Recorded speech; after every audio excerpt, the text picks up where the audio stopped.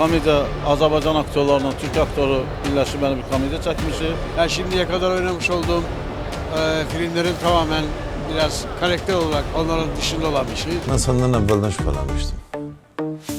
Yox, o ne filmde çəkiblər? Ona görə də satmamışdan oynamaq istəyirəm. Azərbaycan film sektoru haqqında mən bir şey deyirəm ki, ancaq dua eləyə bilərəm. Komedi tiplidir amma. Qırıq-qırıq edib heykəli gətirmiş üstünə ki, al bunu qayır. Kino sferasında kinodan birbaşa anlayışı olan peşəkar və ağıllı adamlar cəlb olunmalı. Əks halda kino uçuruma gedir. Mən Rəvan. Bu da bizim yerli soğan.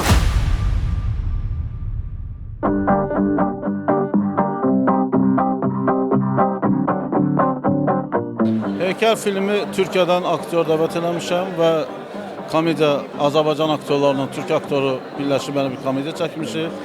Mövzu çok maraqlıdır. İnanıram ki baxan insanlar çok beğenəcək və bilet de alıp o birisi tanışlarına, diğer insanlara diyecek ki gelsinler. Bir git, çekil, çık hayatımdan Revan.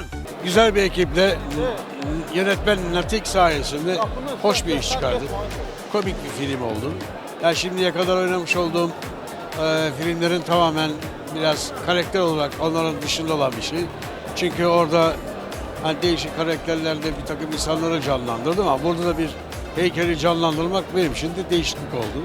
Əmsə bir təklifim var. Eğer işin ucunda para, pul falan varsa... Abicim ne yapıyorsun? Bak iğne batırıyor ya. Ama zorluk şeyleri de var, tarafları da var. Çünkü saatlerce hareketsiz kalabiliyorsun. Nefes dahi alamıyorsun bazen. Çünkü üstündeki kostüm o nefesin vermiş olduğu vücudun etkisiyle titreme yapıyor, olmuyordu.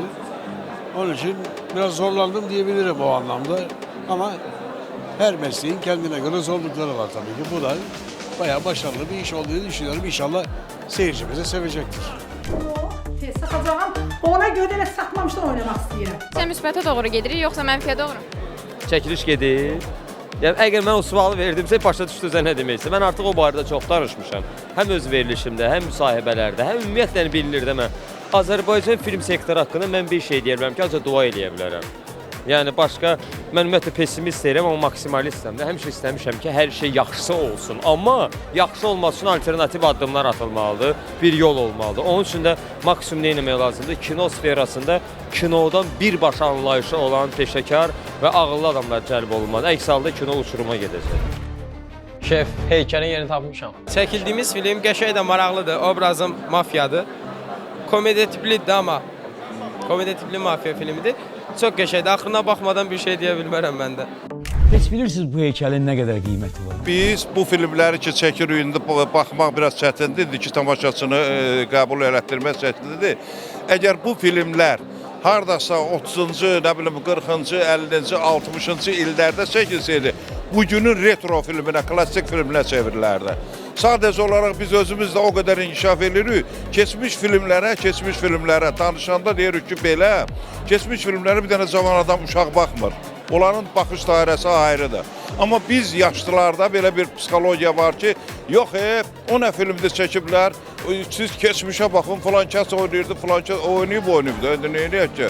Onları qaytarmaq mümkün də deyil. Nə də o filmlərə aç bax ki, YouTube sayfasında bilirsə çox az baxışlar olur. Amma indiki filmlər profesional işləyirlər. Aparatura o aparatura deyil. Lent o lent deyil ki, deyəsən ki, lentin metrajı $8'dır, sonra onu çəkmək çətin olacaq. Amma indi fırlayırlar, təzdən çəkirlər. Bir dəfə alınmadı, iki dəfə alınmadı, 20 dəfə, axırı bir şey alırlar. Eğer heykel burada olmasa bir de atomu görmeyeceksin.